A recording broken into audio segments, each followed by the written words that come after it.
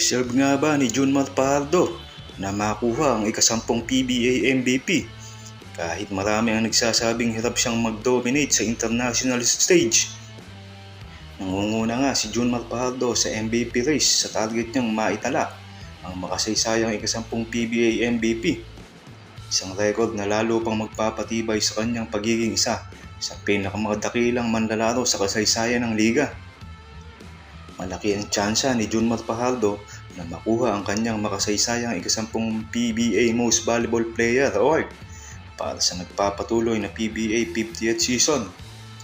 Nangunguna ngayon si Daklaken ng San Miguel Beermen sa karera matapos magtala ng dominanteng statistic sa unang dalawang komperensya ng taon. Mayroon siyang 29.8 statistical points matapos ang unang 37 laro ng season.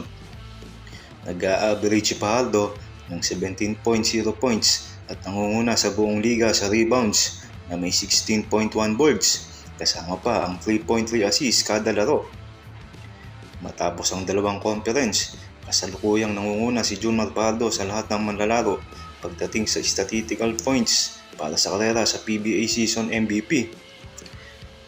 Nakakalamang kina Robert Bolick, Juan Gomez de Liano, Xavier Lucero at Justin Baltasar. Kung maipapagpatuloy ni Fajardo ang kanyang dominanteng laro sa Governor's Cup, nasa tamang landas siya upang makuha ang kanyang ika-10 PBA Most Valuable Player Award, isang record na magtatala ng kasaysayan. Back in action na nga si Junmar Fajardo para sa San Miguel Beermen sa kanilang kampanya sa PBA 50th Season Governor's Cup. Kahit pinhinga siya ng kupunan sa unang laro dahil sa panakit ng siko, nakapag-ensayo na siya.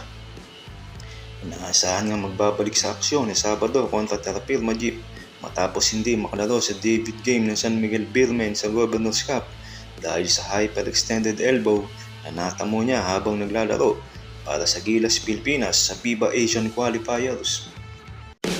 Kamusta mga idol? Sports Zone PH para sa sports news and update. Kung bago ka pa lamang dito sa channel ko, pindutin mo na ang subscribe button at notification bell para lagi kang update sa mga sports news.